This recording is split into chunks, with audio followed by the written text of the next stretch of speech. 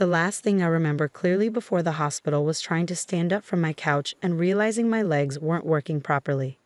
My vision had gone blurry hours earlier.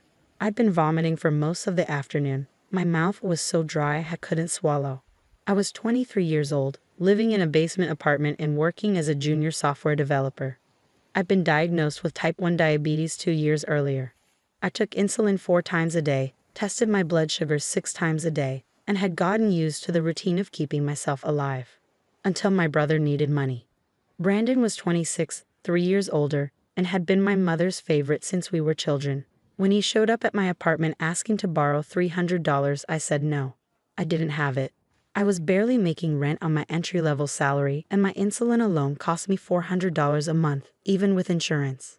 He left angry. I didn't think much of it. Brandon was always angry about something. 2 days later, I opened my refrigerator to get my insulin and found the space empty. Both bottles were gone. My backup supply, gone. Everything. I called him immediately. He didn't answer. I called 6 more times. Nothing. Then I called my mother. Brandon was just here. He said you gave him some medication to sell because you didn't need it anymore. What medication? I don't know. Some kind of injection thing. He said you were faking your diabetes for attention anyway and didn't really need it. My hands were shaking. Mom, I have type 1 diabetes. I need insulin to live. Brandon stole my insulin. I need you to tell me where he is right now. Brandon wouldn't steal from you. You're obviously confused. Maybe you misplaced it. I didn't misplace it. It was in my refrigerator. Now it's gone. He told you he took it. He said you gave it to him because you were faking the diabetes. I believe him. You always were dramatic about health things. I hung up and called my insurance company.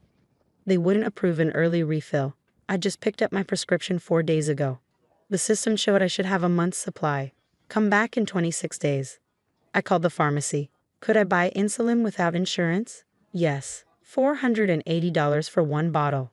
I had $60 in my checking account. I tried to ration the insulin I had in my pump, stretching it as far as I could. By the 3rd day, I was in trouble. By the 4th day, I couldn't think straight.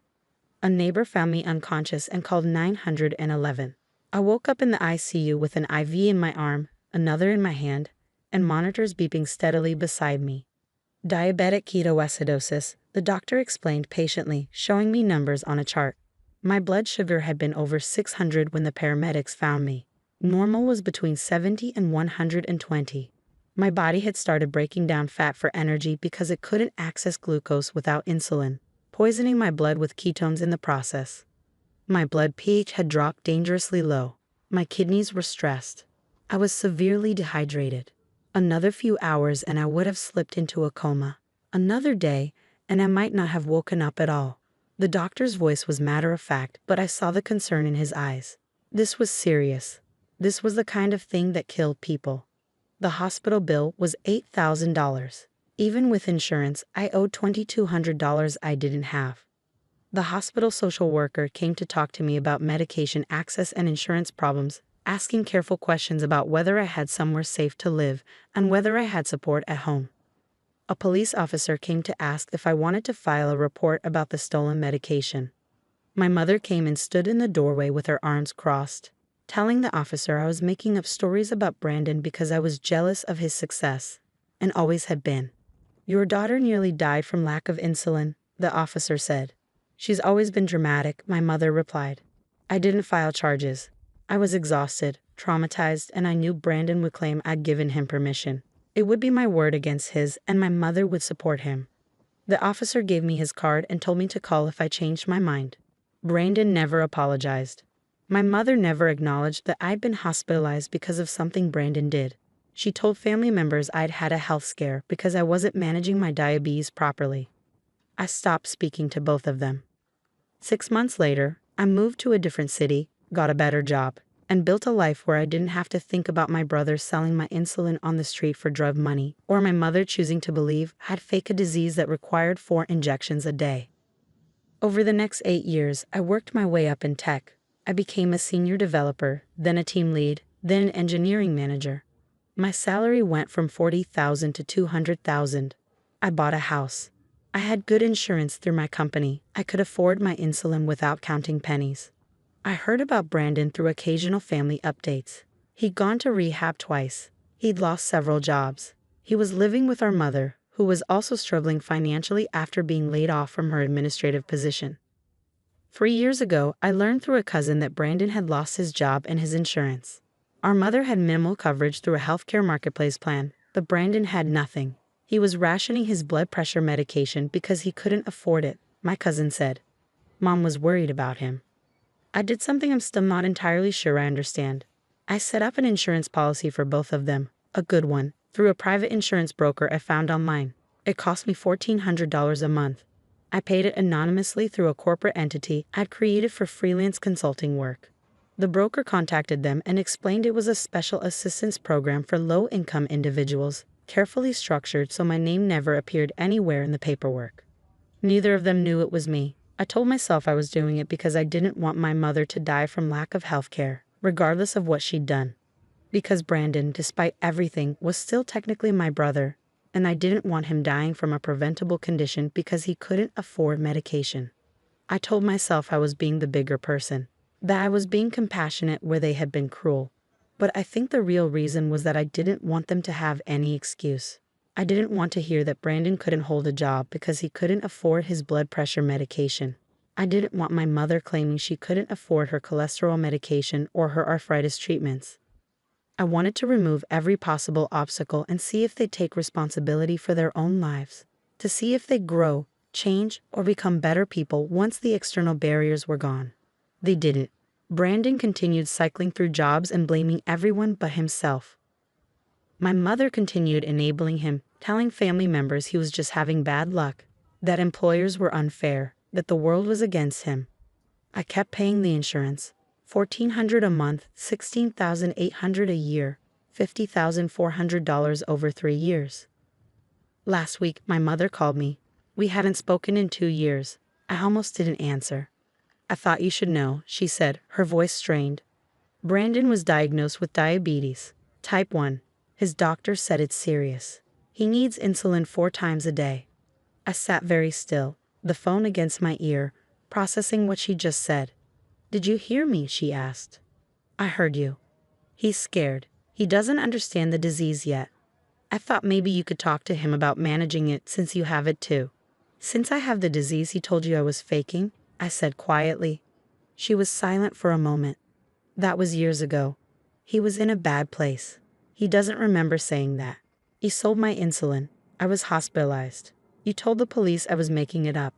We don't need to rehash old conflicts. Your brother needs support right now. He needs family. Tell him to be very careful with his insulin supply, I said. Tell him to keep it somewhere safe. Tell him that running out of insulin is a medical emergency. Tell him that someone stealing your insulin can kill you. I hung up. I sat in my home office for an hour, thinking about cosmic justice and karma and whether I believed in either. Then I called my insurance broker. I need to cancel the policy I've been paying for the Morrison family, I said. The assistance program, are you sure? That's been active for 3 years. I'm sure.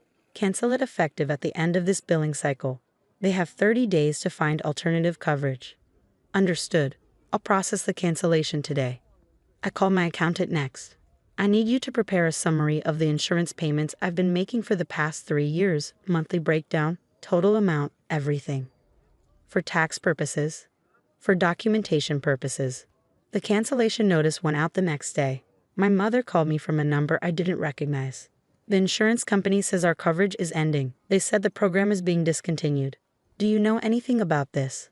Yes, I said. Can you help us? Brandon just got diagnosed. He needs this insurance. The insulin alone costs $500 a month without coverage. I know exactly how much it costs, I said. Then you understand. He can't afford it. I can't afford it. We need help. Mom, I have a question. Do you remember when Brandon stole my insulin? We're not doing this. We're not bringing up the past when your brother is in crisis. Do you remember telling the police I was making it up? That I was faking my diabetes? That was 8 years ago. Brandon was sick. He's better now. He's not better. He's just had his consequences delayed, and the insurance you've been using for 3 years, the program that covered both of you. That was me. I've been paying $1,400 a month for 3 years, $50,000 keeping you both insured. The silence on the other end was complete.